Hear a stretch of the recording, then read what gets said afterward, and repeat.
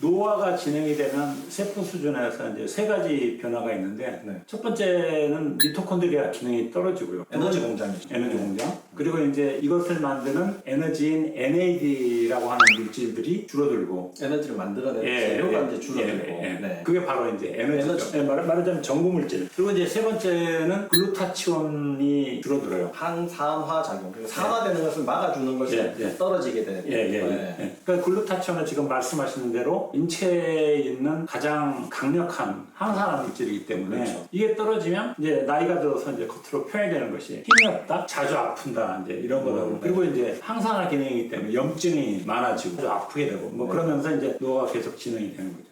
그러면 이렇게 노화가 진행되는 것을 폴리페놀이 좀 막아줄 수 있다. 그러니까 이제 생화학적으로는요, 세포막을 통과를 하고 세포막 안에서 미토콘드리아에서 이제 에너지가 만들어지는데 미토콘드리아 거기도 막이 있거든요. 그렇죠. 근데 이 막을 통과하는 분자량이 어느 정도냐라고 하면 대개 한 5천 이하라고 봅니다. 그런데 여기서 우리가 얘기하고 있는 폴리페놀들은 대개 한 250에서 300 그 내부에 들어가요. 엄청 작네. 그렇죠. 그렇기 때문에 이걸 이렇게 섭취를 하면 혈액안으로 섭취가 되고 혈액안을 돌다가 세포 안으로 공급이 되어서 미토콘드리아를 들어가면 쉽게 갈 수 있게. 쉽게 이제 들어가고 미토콘드리아 안에서 무슨 일이냐면 되게 이제 미토콘드리아는 거기서 여러 가지 전기적인 에너지를 바꾸는 이제 이런 역할을 하는데 대사를 하고 나서 활성산소가 만들어져요. 그렇죠. 그런데 얘네들이 들어가서 그것들을 결합을 해가지고 이걸 바로바로 제거를 해주는 활성산소 자체를 줄여주는 거죠.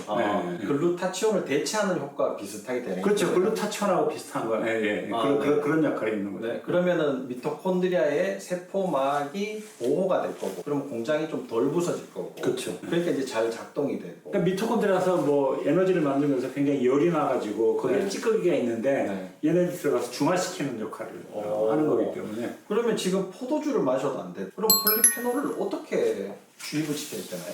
그러니까 이제 폴리페놀 같은 경우는 아직 그 연구가 굉장히 초기라고 하고 있는데 라스베라토롤이 맨 처음에 연구가 돼가지고 그 뒤에도 이제 여러 가지 물질들 예를 들어서 아피제닌이라고 하는 게 있어요.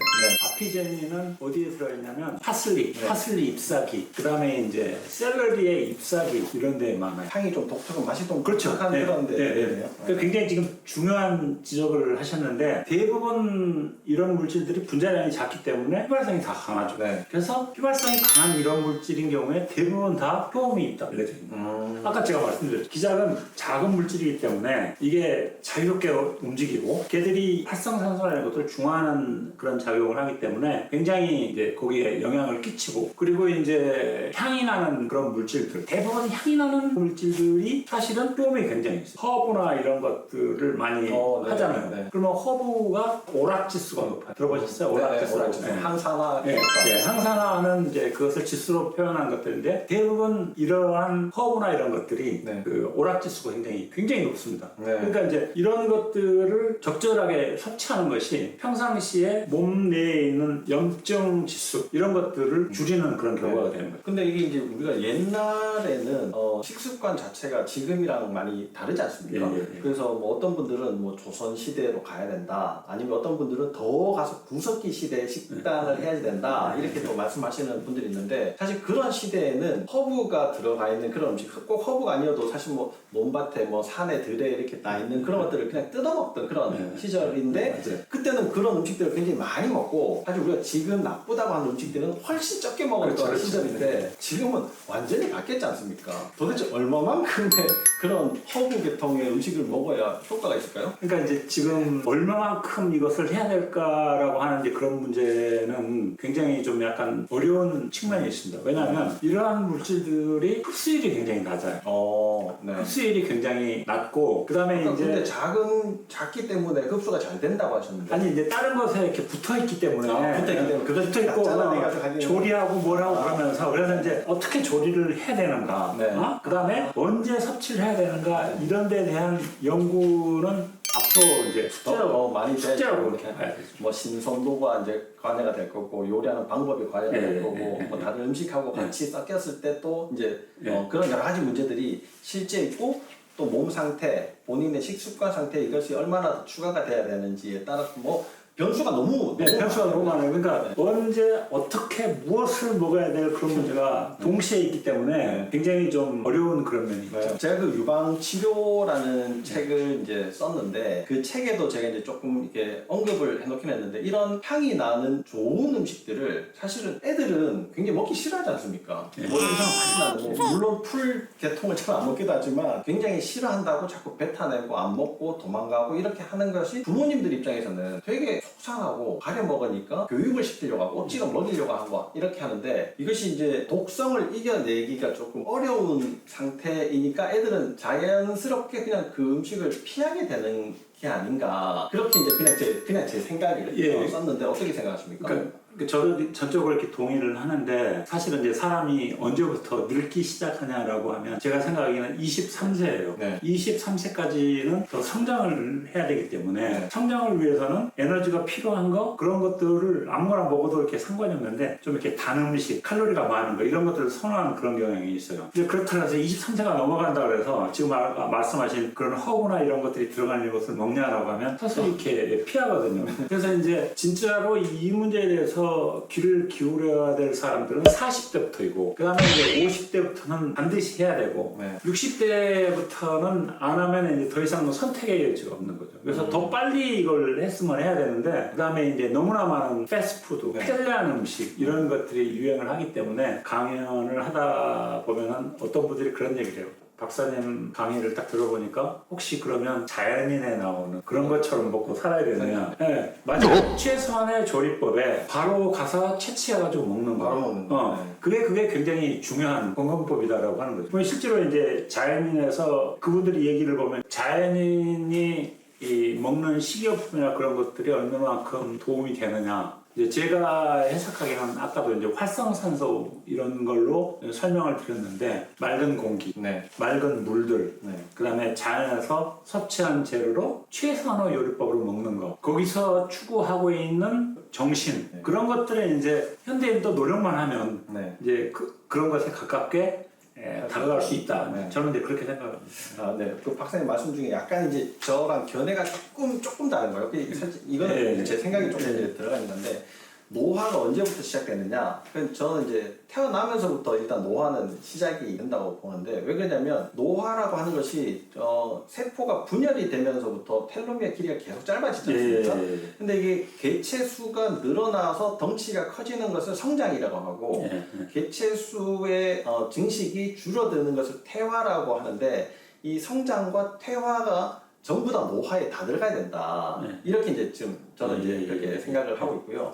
그리고 또 이제 자연인처럼 그렇게 살면 좋은데 문제는 이미 내가 지나온 30년 또는 40년의 시간 동안 내 몸 자체가 아니면 또 이제 우리 부모님한테 받았던 그런 여러 가지 내가 건강 신체적인 조건들 자체가 이미 이제 자연인처럼 살아가기가 사실 적합하지 않은 몸으로 예를 들면 생야채를 먹고 불편해지는 사람들이 너무나 많거든요. 그러니까 거기에 이제 그 대안으로 나온 얘기가 이제 후생체 후성 유전학, 후성 유전학, 후생체 유전학 이렇게 얘기하는데 생화학적으로는 이제 그게 이제 DNA의 이제 길이는 얼마만큼 세포가 더 분열을 하느냐에 대한 이제 관점인데 나중에 이제 노화가 되면 이 진이 발현하고 이런 것들이 통제가 되지 않지 않습니까? 그런데 지금 여기서 아까 제가 말씀드린 여러 가지 폴리페놀이나 이런 것들이 과학적으로 얘기하기에는 DNA에 거기에 메틸레이션, 아세틸레이션 이런 것들을 촉진함으로 인해서 그 발현을 억제를 해서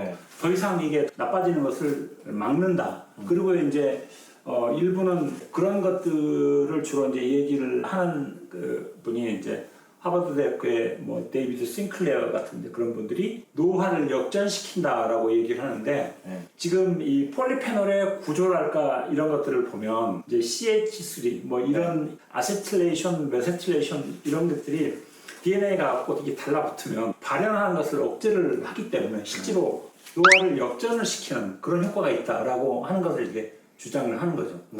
그래서 이제 아까 다시 이제 돌아가서 호르모시스 또는 지노호르모시스는 이제 식물을 먹음으로 인해 가지고 그런 이제 효과를 보자라고 하는 얘기인데 실질적으로는 얘네들의 사이드 체인이 DNA에 들어가 가지고 네. 실제로 그런 발현을 억제를 함으로써 수명을 연장한다라고 이제 이렇게 얘기를 한 거예요. 그리고 이제 아까 그 수명에서 23세 뭐 노화냐 퇴화냐 이제 이 말씀을 하셨는데 사람인 경우에 또 뭘 하나를 고려를 하냐면 호르몬이 네. 굉장히 왕성하게 있었을 때는 그런 웬만한 이런 것들은 전부 다 이렇게 억제가 됩니다. 커버를 합니다. 네. 그래서 이제 그 효과가 떨어지는 것이 제가 아까 40대부터는 이런 문제에 신경을 써야 된다라고 이제 이 말씀을 드렸는데 40대가 되고 그러면 이제 여러 가지 뭐 스테로이드 호르몬, 에스트로겐 이런 것들이 이렇게 줄어들기 때문에 그동안 이 노화의 흔적들이 이제 그때부터 이렇게 나타나기 시작해서 자주 피곤하고 옛날보다 힘이 없고 뭐 이런 것들이 나타나는 그런 얘기죠. 근데 이제 한때는 안티에이징, 나이 드는 것을 막는다는 것이 이제 유행이었었는데 아까 이제 말씀하신 바로는 그 노화를 거꾸로 리버싱. 그것은 이제 리버스 에이징 이렇게 얘기할 수도 있겠고 또 디에이징 이렇게도 이제 요즘은 이제 얘기를 하는 추세로 좀 넘어가는 것 같습니다. 거기에 가장 이제 핵심적인 것이 이제 뭐 텔로미어다 이렇게 이야기를 하는데 그러니까 텔로미어는 그 중에 요인 중에 하나죠. 하나라고 얘기를 하는 거죠. 근데 그걸 이제 전반적으로 다 아울러서 세포 자체가 제 기능을 할 수 있도록 하는 것은 폴리페놀의 역할이 굉장히 중요하고 크다. 이런 말씀을 이제 전체적으로 쭉 이제 하신 것 같습니다. 그리고 이제 최근에 굉장히 떠오르는 그 컴파운드가 이제 피세틴이라고 하는 성분인데 피세틴은 딸기에 많아요. 네. 그런데 이제 제 생각에는 딸기 같은 것이 아직은 아니지만 올해 말이나 내년쯤에 아마 슈퍼푸드가 되지 않을까라고 이렇게 생각이 됩니다. 아니, 빨간 딸기가 그런 효과가 있단 말입니까? 네, 그러니까 이 기능은 그동안에 안 알려져 있어요. 그런데 이 함량이 다른 것하고 비교가 되지 않게 많아요. 그러니까 첫 번째는 딸기가 제일 많고 두 번째는 사과. 그리고 이제 뭐 다른 이렇게 벨이나 이런 것들이 조금 있는 그런 실정이에요. 그래서 사과도 종류가 많지 않습니까? 뭐 홍옥, 뭐 부사. 거기까지는 종류별로 이런 것들은 이제 앞으로 해야 될 얘기고 이제 등장한 얘기니까. 그래서 지금 아까 이제 말씀하신 일반적으로 이렇게 베리하고 그러면 첫 번째 이제 블루베리를 얘기를 하고 두 번째는 이제 블랙베리, 그다음에 세 번째는 라스베리.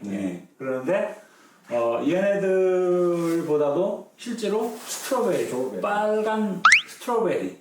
근데 이게 이제 이 스트로베리도 아까 제가 이제 말씀드린 대로 폴리페놀이 많이 받으려고 그러면 일교차가 심하고 그다음에 상당히 노지나 이런 데서 약간 시련, 스트레스를 받고 커야 돼요. 일반 하우스에서 자란 거라고 이거하고 차이가 있는가? 그것은 또 이제 숙제예요. 그런데 아마 노지에서 자란 딸기가 훨씬 더 아무래도 더 강할 걸로 이렇게 생각이 됩니다. 그래서 바람 맞고 비 맞고 막 이런 뭐 우리가 이제 보통 과일이 좋다라고 알려져 있는 게 이제 이런 여러 가지 효과들 때문에 그렇다라고 생각을 할 수 있는데 저는 이제 과일을 좀 조심해라 이렇게 말씀을 또 드리거든요. 이게 이제 뭐 온실에서 키우는 걸 말씀하셨지만 요즘 과일들은 너무나 많이 달아졌어요. 예전에 뭐 박사님 때도 그러셨겠지만 제가 볼 때 그렇죠. 과일 먹을 때 다 설탕 뿌려 먹고 토마토조차도 설탕 뿌려 먹고 이렇게 했었는데 요즘은 그 자체가 너무 이제 단데 그런 것들이 진짜 몸에 좋다고 딸기를 많이 먹어도 될까 이런 생각도 조금 해보기는 하네요. 지금 이제 저도 전적으로 이렇게 동감을 하는데요. 지나치는 과당이 나쁘다. 근데 제가 찾아보니까 하루에 과당을 25g 이내로 섭취를 하라. 어떤 분들은 그냥 과일이 좋다고 그러니까 과일에 의존을 많이 해버리고 한 끼도 과일 먹고 막 이렇게.